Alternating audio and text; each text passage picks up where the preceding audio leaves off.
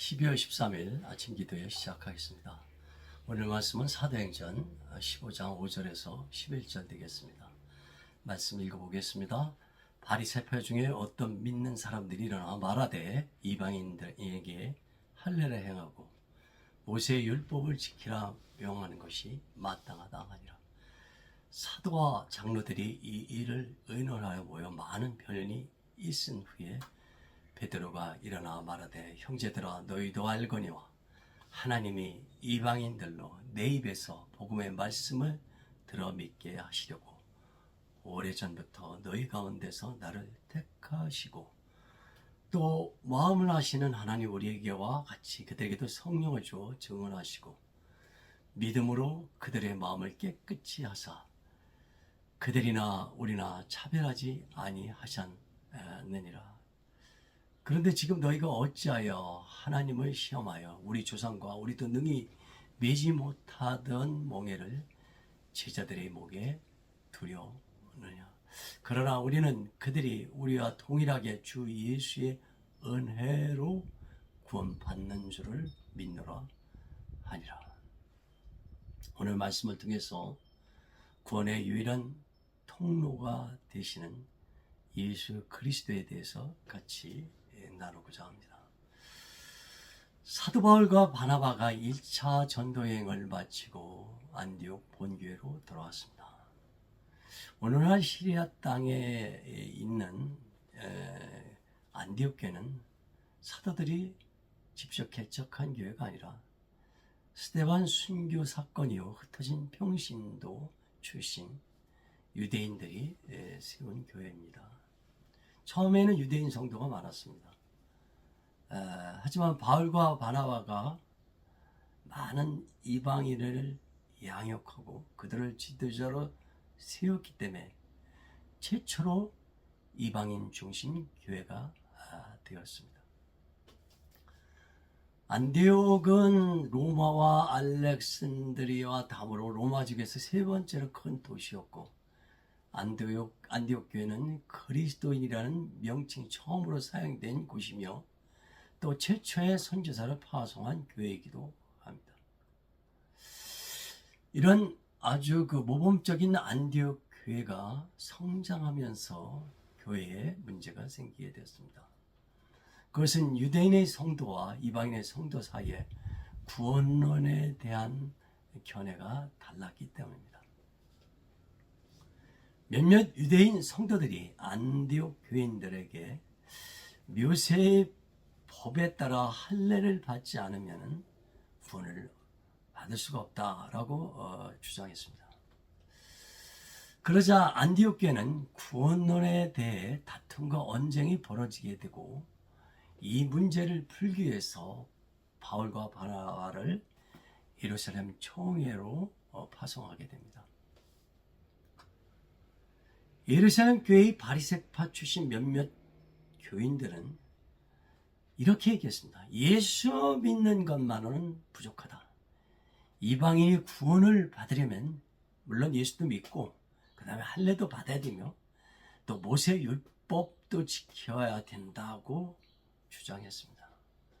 한마디로 믿음 한 가지로는 구원받을 수 없고 믿음과 행위를 통한 구원론을 주장한 것입니다. 예루살렘 총회에서는 이 문제를 심도 있게 논의하고 결론을 내렸습니다. 먼저 베드로 사도가 말했습니다.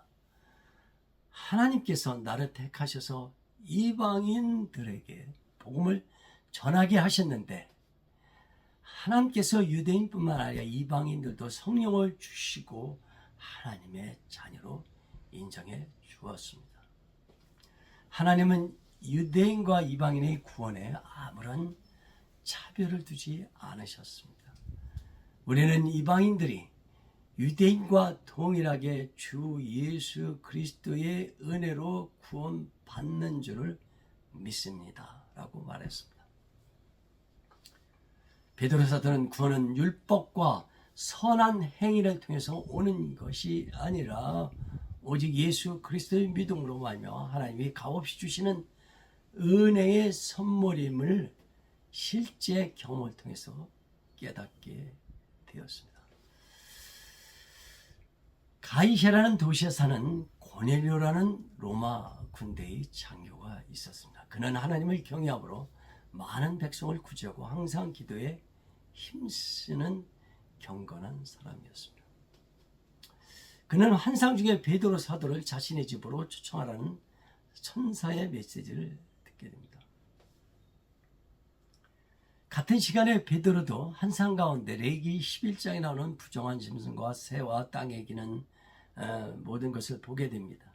그때 베드로야 일어나 잡아 먹으라는 주님의 음성을 듣게 되는데, 베드로는 부정한 짐승들을 저는 먹을 수 없다고 대답을 했습니다. 그러자 하나님께서 깨끗하게 하신 것을 속되다고 하지 말라는 두 번째 음성을 듣게 됩니다. 베드로가 본 이 환상은 도대체 무슨 뜻인가 하고 의아하게 생각하고 있을 때 갑자기 로마 장교 고넬로부터 자신의 집을 방문해달라는 초청을 받게 됩니다. 당시에 유대인과 이방인은 서로 교류를 하지 않기 때문에 베드로는 망설였지만 천사의 말에 순종하여 고넬료 이방인 집에 가게 됩니다. 그곳에 가보니 베드로의 설교를 듣기 위해 찾아온 이방인들로 집안이 꽉 차 있었습니다. 베드로는 입을 열어 담대히 말씀을 전했습니다. 하나님께서는 만민의 주님이신 예수 그리스도를 통하여 화평의 복음을 주셨습니다. 하나님은 예수 그리스도를 산자와 죽은 자의 재판장으로 세우셨으며 누구든지 그를 믿기만 하면 제사함을 받을 수 있습니다. 이방인들이 예수님의 복음을 영접하자 하나님은 그들에게 성령을 구원의 증거로 부어주셨습니다. 예루살렘 총회장 야고보는 베드로의 간증이 선지자들의 예언과 일치하다고 하면서 이방인의 구원은 하루아침에 갑자기 결정된 것이 아니라 구약의 선지자를 통해서 이미 예언된 하나님의 계획이고 뜻이라고 하였습니다. 예루살렘 총회는 구원은 오직 하나님의 아들 예수 그리스도를 믿음으로 말미암아 얻을 수 있다고 결론짓고 유대인들도 지킬 수 없는 무거운 율법의 명예를 이방인들에게 요구하지 말라고 하였습니다. 베드로가 체험한 이 구원의 사건이 사도행전 여러 곳에 잘 나타나 있습니다. 바울과 실라가 빌립보 감옥에 투옥되었을 때 갑자기 큰 지진이 나고 옥문이 열리며 모든 사람의 족쇄가 풀리게 되자 옥문을 지키던 간수는 두려움 속에서 자결을 하려 했습니다. 바울이 간신히 설득하여 간수를 살리자 이 간수는 바울에게 내가 어떻게 해야 구원을 얻을 수 있습니까? 라고 물었습니다. 그때 바울은 주 예수를 믿으라. 그리하면 너와 네 집이 구원을 받게 될 것이다. 라고 말씀하셨습니다. 간수와 그의 가족이 예수를 믿고 세례를 받자 즉시 구원이 그 가정에 임했습니다. 이디오피아의 내시가 절기를 지키기 위해서 예루살렘으로 왔다가 이제 본고로 돌아가는 길에 천사의 인도를 받은 빌립 집사를 만나게 됩니다. 그때 내시는 메시아의 고난을 예언한 이사야서 53장을 읽고 있었지만 무슨 뜻인지 알지 못했습니다. 빌립 집사는 이사야 53장에 나오는 고난의 종 메시아가 바로 예수라고 하자 그는 즉시 예수님을 영접하고 세례를 받습니다. 그러자 구원의 사인으로 성령이 그에게 즉시 임했습니다.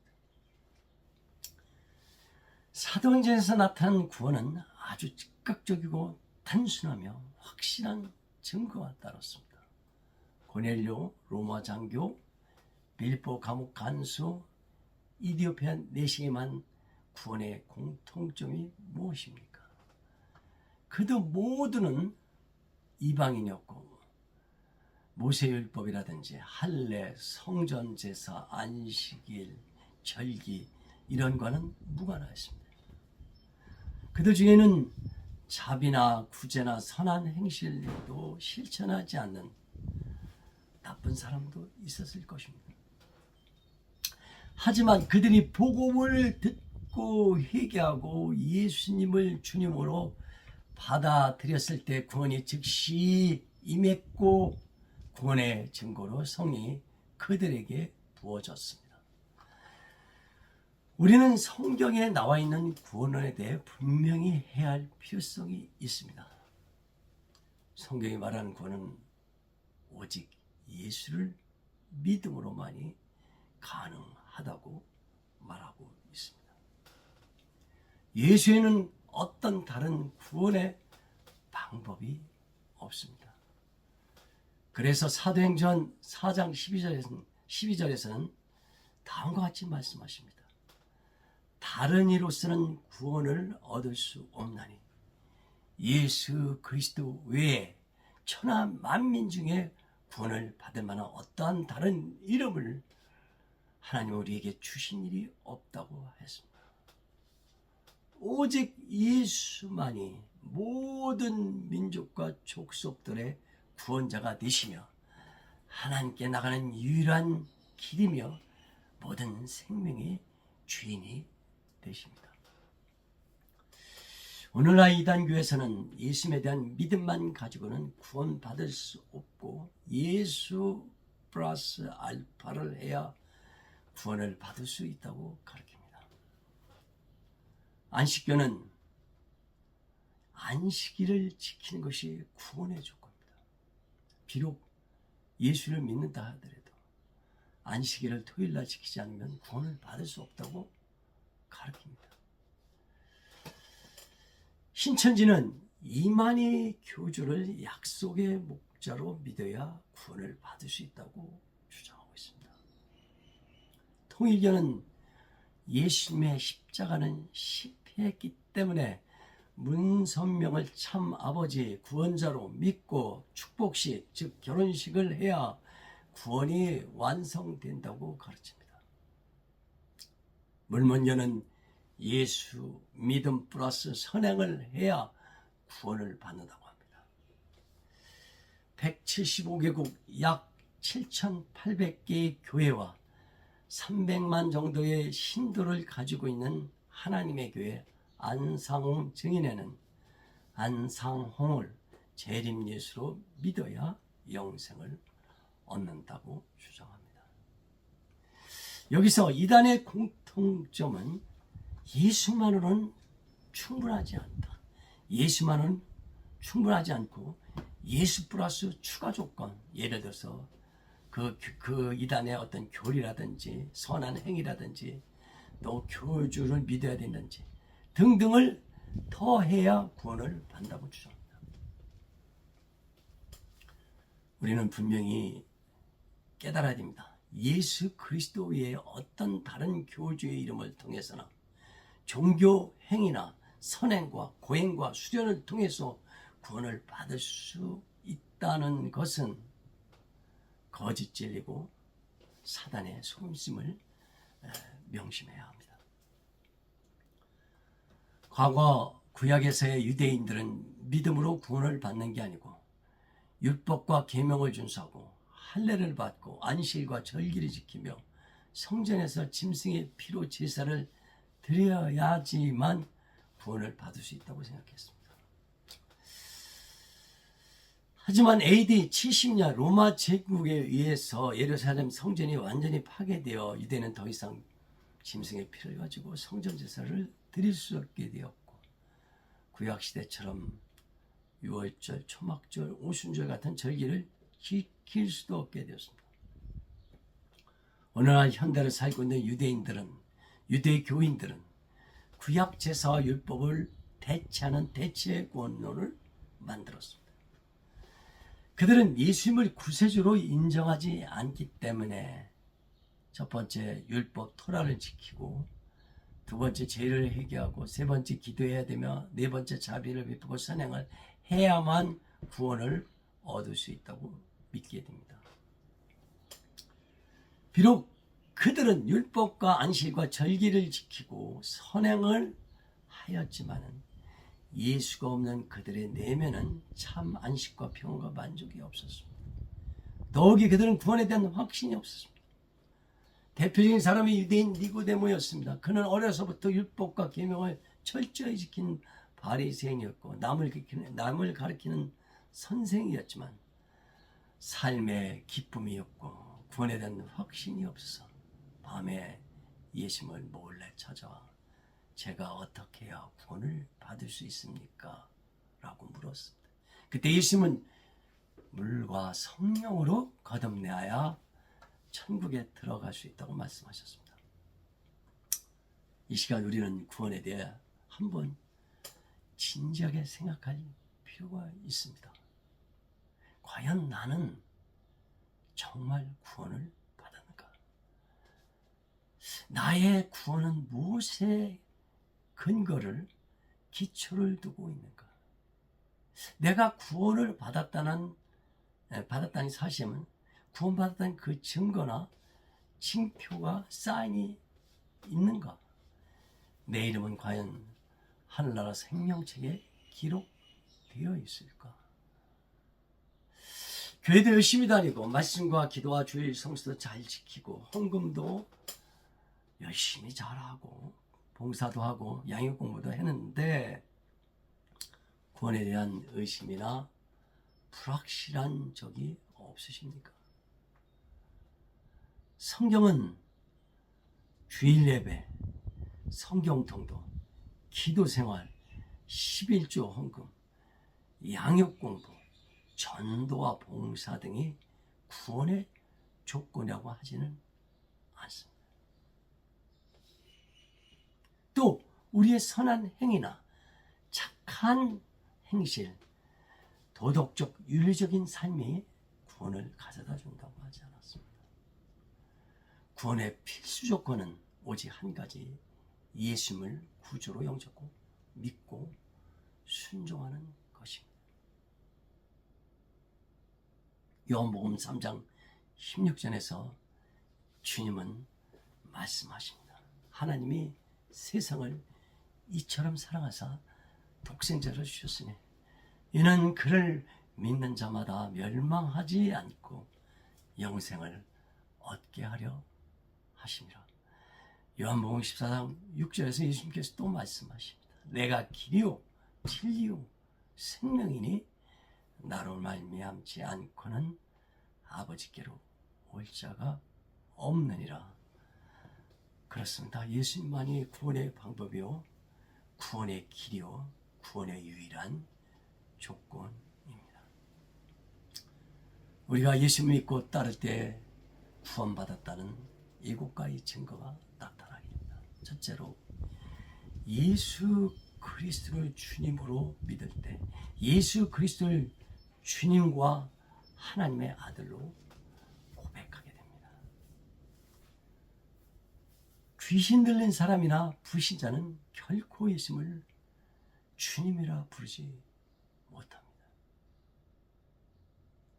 제가 전에 귀신 들린 사람을 위해서 기도한 적이 있는데 그때 목사님과 함께 이렇게 기도하면서 그 자매님인데 예수님을 구주라고 주님이라고 한번 불러봐라. Jesus is my Lord라고 해봐라.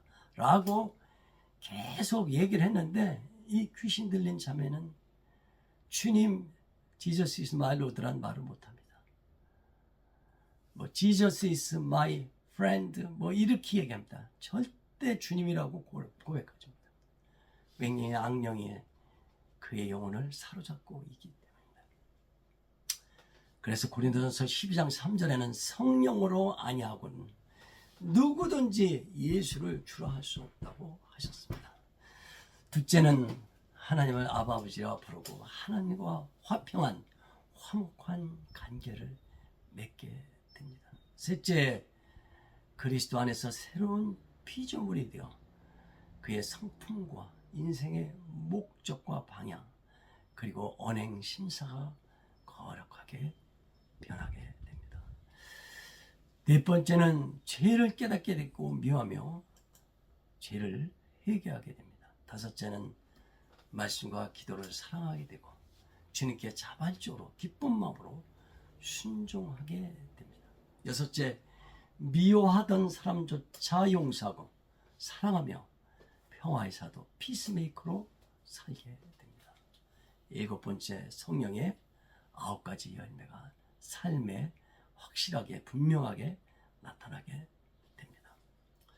결론적으로 우리가 구원받은 것은 우리가 구원받을 만한 어떠한 가치가 조금이라도 있거나 착하게 살고 선한 행위를 해서 얻어진 게 아니고 오직 예수를 믿을 때 하나님께서 값없이 주시는 은혜의 선물임을 믿어야만 합니다. 그래서 베드로 사도는 사도행전 19장 11절에서 우리는 그들이 우리와 동일하게 주 예수의 은혜로 구원받는 줄을 믿노라 선포했습니다. 에베소서 2장 8절 9절은 말씀하십니다. 너희는 그 은혜에 의하여 믿음으로 말미암아 구원을 받았으니 이것은 너희에게서 난 것이 아니요 하나님의 선물이라 행위에서 난 것이 아니니 이는 누구든지 자랑하지 못하게 함이라. 또 갈라디아서 2장 16절은 말씀하십니다. 사람이 의롭게 되는 것은 율법의 행위로 말미암이 아니요 오직 예수 그리스도를 믿음으로 말미암는 줄을 아노라. 이 시간 우리가 죄인 되었을 때 우리를 사랑하시고 예수께로 인도하사 은혜로 값없이 구원을 베풀으신 하나님 아버지께 감사하며 찬송을 돌려드립니다. 오직 예수를 믿음으로 구원이 즉시 임하는 이 놀라운 복음의 기쁜 소식을 세상 만천하에 전하고 같이 공유할 수 있기를 간절히 기도합니다.